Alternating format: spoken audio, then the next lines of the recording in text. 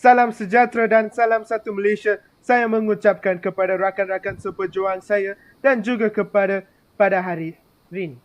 Nama saya J. Krishan Rajendran. Saya akan menjadi tuan rumah ceramah pendidikan ini. Topik kami pada hari yang menajukkan ini adalah Perlembagaan Malaysia. Dan persoalannya adalah sebagai rakyat Malaysia, adakah media sosial membawa perpaduan masyarakat Malaysia? Atau memecah belahan lagi perpaduan kaum yang terjalin sejak masa dahulu lagi? Dengan soalan ini di tangan, marilah kita memperkenalkan tetamu kita pada hari ini. Selamat pagi dan salam sejahtera. Saya saudari Darani. Selamat pagi dan salam sejahtera. Nama saya Chan Fun Ye. Selamat pagi dan salam sejahtera. Nama saya Andrew Emmanuel. Sebelum kita memberi peluang kepada tetamu kita untuk bercakap, saya ingin mengambil kesempatan ini untuk mengucapkan terima kasih kepada pencara kami, Madam Maliati, kerana sudi memberikan peluang serta didikan yang mencukupi untuk berkembang sebagai pelajar yang menindas isu semasa. Tanpa berlengah-lengah lagi, rakan tercinta, saya akan memulakan rancangan bual bicara pendidikan ini. Terima kasih kepada saudara J. Dengan ini saya akan memulakan penghuraian saya dengan tentang perlembagaan. Perlembagaan Persekutuan merupakan satu set undang-undang tertinggi bagi negara Malaysia. Ia telah diguna pakai sejak tahun Melayu mencapai kemerdekaan pada 1957. Perlembagaan Malaysia mengandungi 183 perkara mana-mana undang-undang negeri yang bercanggah dengan Perlembagaan Persekutuan secara automatik akan terbatal. Terdapat satu perlembagaan digubal di Parlimen dengan 3 kali pendengaran iaitu pendebatan. Sesuatu perlembagaan atau akta akan digazetkan apabila ia mendapat sokongan daripada 2 atau 3 ahli Dewan Rakyat. Titik menarik, saudari Darani. Tetapi mungkin saya boleh dapat beberapa contoh dari pengenalan anda. Dalam setiap negara mempunyai perlembagaan dan perlembagaan terhasil dari perjalanan sejarah sosial setempat. Setiap etnik dilindungi kepentingan dalam perlembagaan. Terdapat perlembagaan peruntukan orang Melayu dengan orang bukan Melayu. Contohnya, orang Islam persekutuan, Islam agama persekutuan tetapi agama lain bebas diamalkan. Selain itu, bahasa Melayu adalah bahasa kebangsaan tetapi bahasa lain tidak lain dibenarkan. Di samping itu, kedudukan istimewa orang Melayu dan Bumi Putera tetapi hak etnik lain tidak boleh dinafikan. Terima kasih saudari Darni untuk membagikan contoh yang sesuai. Silakan. Dengan ini saya akan sambung dengan penghuraian saya. Dalam konsep perlembagaan kita, ada juga menyentuhkan aspek-aspek seperti bahasa, agama, kewarganegaraan, hak istimewa dan sebagainya. Terdapat beberapa faktor Malayan Union diperkenalkan. Antaranya ialah untuk menyediakan tanah Melayu ke arah pemerintahan sendiri. Selain itu, untuk melahirkan sistem pentadbiran yang licin di bawah satu pentadbiran. Untuk membentuk bangsa Malayan Union supaya golongan imigran melupakan asal dan menumpukan taasati kepada Malayan Union. Tambahan pula untuk menjimatkan kos pentadbiran. Selain itu, kita juga terdapat beberapa ciri-ciri pentadbiran Malayan Union. Antaranya ialah negeri-negeri Selat, negeri-negeri Melayu bersekutu dan negeri-negeri Melayu tidak bersekutu kecuali Singapura disatukan di bawah satu pentadbiran. Kabinet British dilantik mengetuai Malayan Union. Pelantikan dibuat oleh Ratu England. Majlis Eksekutif dan Majlis Undangan Malayan Union dibentuk. Selain itu, Raja-Raja Melayu menjadi ahli Majlis Raja-Raja Melayu untuk membincangkan soal agama dan adat istiadat sahaja. Seorang pesuruhjaya negeri dilantik bagi setiap negeri sebagai ketua pentadbir. Singapura pula diasingkan kerana kepentingannya sebagai pelabuhan bebas dan kewarganegaraan sama rata. Dalam Perlembagaan Persatuan Tanah Melayu 1 Februari 1948 mengatakan bahawa kerjasama antara etnik merupakan satu arah kemerdekaan. Selain itu, penubuhan Jawatan Kuasa Perhubungan Masyarakat 1949 iaitu CLC yang terdiri daripada etnik telah berusaha untuk menyelesaikan segala masalah perlembagaan, politik dan ekonomi. Tambahan pula, pada tahun 1955, pilihan raya yang pertama telah diumumkan. Pilihan raya ini juga memberikan implikasi yang cukup besar kepada hubungan etnik di Malaysia. Hal ini demikian kerana telah berlaku kerjasama dan toleransi yang cukup tinggi antara orang Melayu dengan orang bukan Melayu, khususnya yang melibatkan pembahagian kerusi pilihan raya. Pembahagian kerusi dan calon, UMNO telah membuat pengorbanan dan kompromi kerana meletakkan calon bukan Melayu di kawasan majoriti pengundi Melayu, dan walaupun majoriti pengundi adalah Melayu tetapi demi perpaduan dan mengamalkan konsep perkongsian kuasa, UMNO diperuntukkan 35 kerusi. Bagi MCA telah memperuntukkan sebanyak 15 kerusi dan untuk MIC 2 kerusi. Perkara ini mengetepikan pandangan sempit perkauman dan bekerja ke arah menuntut kemerdekaan daripada penjajah. Di samping itu, Tunku membentuk kabinet yang terdiri daripada komposisi berbilang kaum iaitu 6 orang Melayu, 3 orang Cina dan seorang India.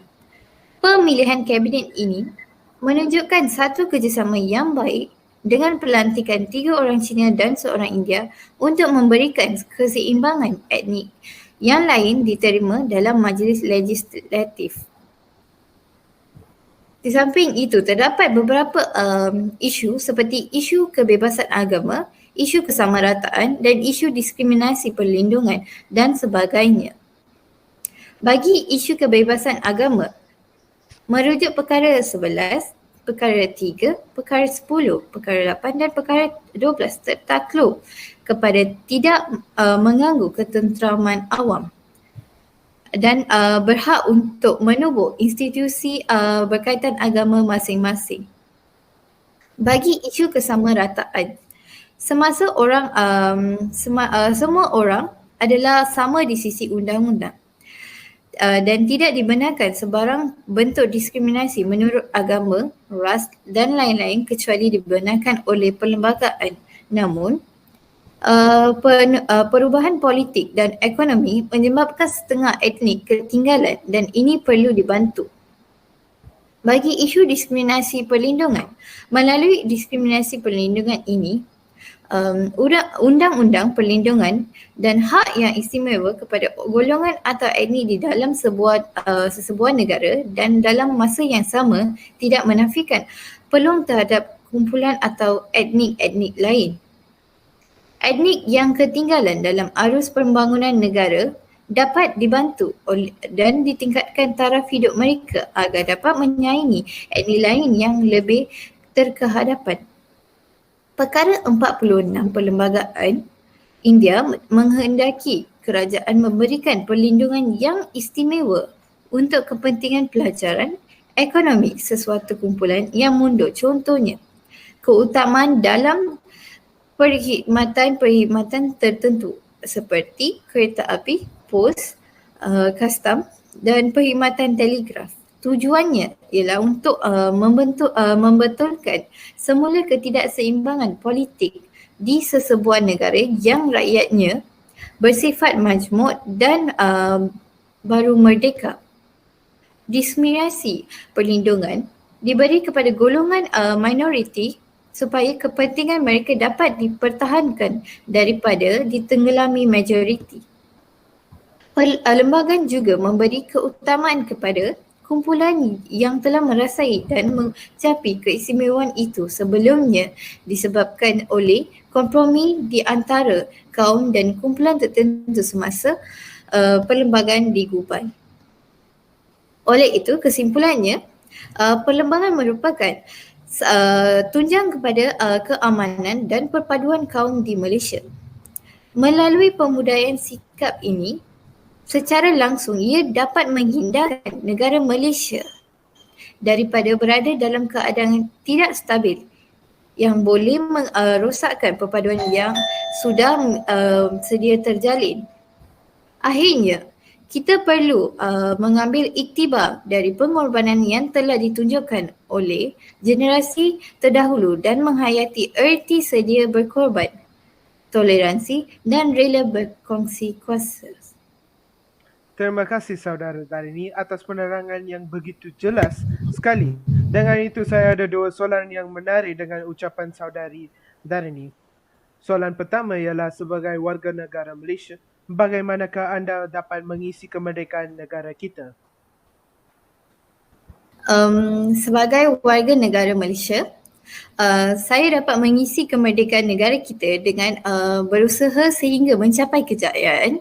Selain itu, saya juga boleh bertolak ansur dalam politik untuk mewujudkan kerjasama antara satu sama lain.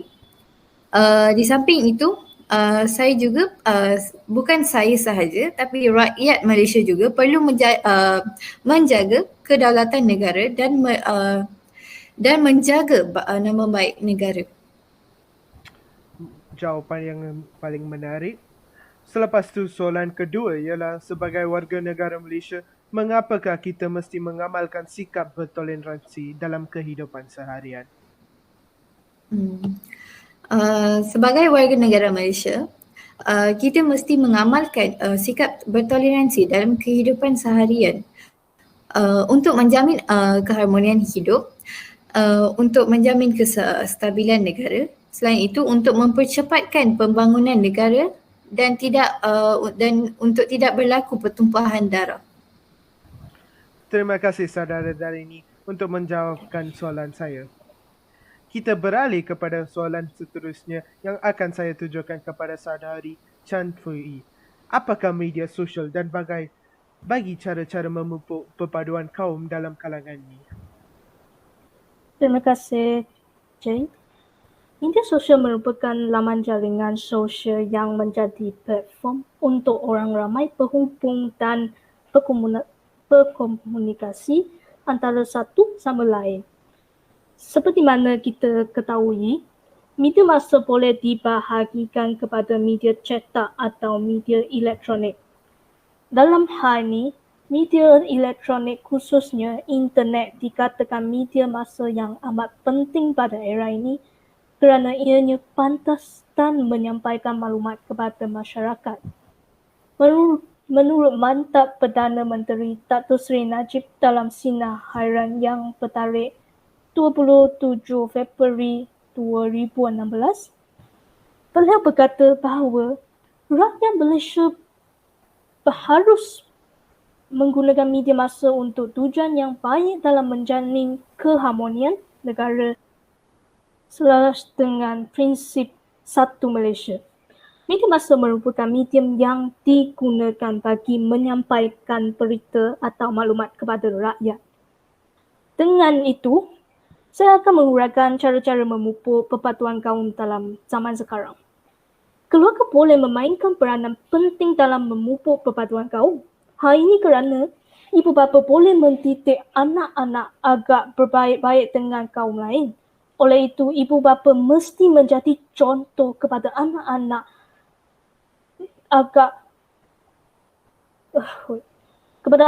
dengan mengamalkan nilai murni, menghormati terhadap jiran berbilang kaum.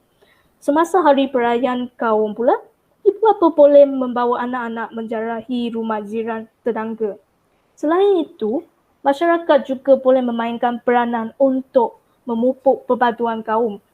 Contohnya, masyarakat hendaklah mengamalkan nilai-nilai murni dalam kehidupan seharian.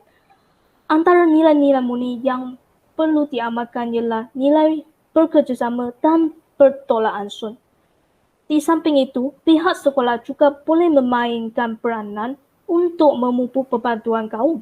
Contohnya, pihak sekolah boleh memberi kesedaran kepada pelajar tentang kebaikan perpaduan kaum secara berterusan.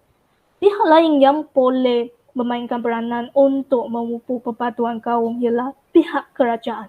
Hal ini kerana pihak kerajaan mempunyai sumber kewangan yang melaksanakan program yang boleh memupuk perpaduan kaum. Sekian, terima kasih. Terima kasih Saudari Chan Funi untuk menguraikan soalan itu dengan jelas. Kita beralih kepada soalan seterusnya yang akan saya tujukan kepada Saudara Andrew Emmanuel. Mengapakah isu ini berlaku dan bagaimanakah mengatasi masalah ini dengan Perhubungan Perlambangan Malaysia? Terima kasih Saudara J. Dengan perkembangan dan kemajuan media sosial di Malaysia, saya perlu sedar bahawa keselamatan negara telah terbuka dengan pelbagai ancaman. Meningkatkan ketelusan tentang pemerintah dan ia turut membuka ruang kepada rakyat Malaysia bagi membincangkan isu-isu politik sama ada penyokong kerajaan atau pembangkang. Walaupun media sosial turut menjadi saluran alternatif, maklumat dalam promosikan nilai demokratik, ramai pengguna kurang berhati-hati apabila melemparkan tuduhan. Saya dapat melihat bahawa pelayar media sosial turut mempunyai pengetahuan sejarah yang minima kerana saya jarang melihat perbincangan yang agak rasional di media sosial. Namun demikian, media sosial adalah wahana yang boleh membincangkan bermacam-macam perkara melalui alam maya dan ramai rakyat Malaysia tidak ketinggalan ketika negara menghampiri status yang maju menjelang. Jadi saya harap pengguna media sosial dapat membuat pertimbangan yang bijak dalam melayari laman seseorang yang ada dalam media sosial. Perkembangan media sosial telah menjadi platform untuk melibatkan diri dalam masyarakat. Hasil kajian yang dilakukan baru-baru ini mendapati pengguna media sosial bimbang, berhati-hati dan tidak yakin apabila menghadapi dengan isu-isu etnik dan perkauman yang berlegar dalam media sosial dan mereka juga belum bersedia untuk menghalang atau mencegah penyebaran isu-isu etnik dan perkauman dalam media sosial. Beliau berkata individu, masyarakat dan pihak berkuasa perlu memainkan peranan dalam memenangi isu etnik dan perkauman yang semakin berleluasa di media sosial. Beliau turut menasihatikan kepada masyarakat supaya menyemak kesahihan sesuatu info yang tersebar di media sosial dan jangan mudah viralkan info-info tersebut bagi mencegah kemungkaran yang lebih besar. Masyarakat juga perlu meningkatkan kesedaran bertanggungjawab dan bertindak berdasarkan undang-undang jika merasakan sesuatu info yang terbesar di media sosial adalah tidak betul dan menjatuhkan maruah seseorang, buatlah aduan kepada pihak berkuasa atau melakukan demo secara aman supaya wujud suasana positif dan memberi manfaat kepada masyarakat. Kesimpulannya, media sosial merupakan sesuatu yang tidak dapat dipisahkan dari masyarakat dunia internet. Saat ini bahkan media sosial telah mengubah cara hidup masyarakat secara peringkat sehingga media sosial telah menjadi sebuah media yang penting dalam masyarakat.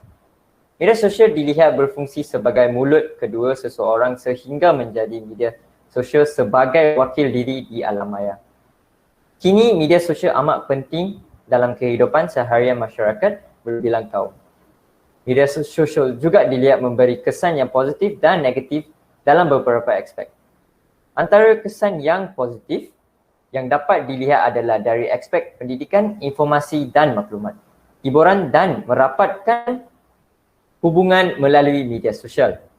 Masyarakat dunia internet dapat melayari bahan-bahan seperti muzik dan video sebagai hiburan dalam mengurangkan stres sehari bekerja. Salah satu risiko penggunaan media sosial adalah ia boleh memberi kesan terhadap perpaduan, keharmonian masyarakat dan keselamatan negara. Jawapan yang amat menarik dan mencetus minda, tetapi izinkan saya untuk bertanya soalan yang berkaitan dengan pernyataan saudara Andrew Manuel. Boleh. Masyarakat majmuk yang telah ditinggalkan oleh penjajah menyebabkan Malaysia menghadapi masalah perkauman. Sebagai rakyat yang bertanggungjawab, bagaimanakah masalah perkauman dapat diatasi? Yang pertama, saling mengunjungi. Yang kedua, mengamalkan kebudayaan kebangsaan. Yang ketiga, menghormati adat dan kepercayaan pelbagai kaum. Keempat, ada sambutan rumah terbuka dalam pelbagai perayaan.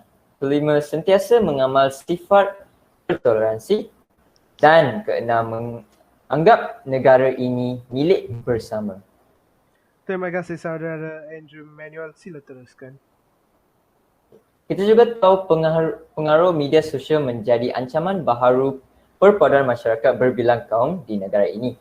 Pengguna media sosial perlu berhenti berkongsi cerita yang tidak disahkan kebenarannya kerana ia hanya membuatkan masyarakat berpecah belah.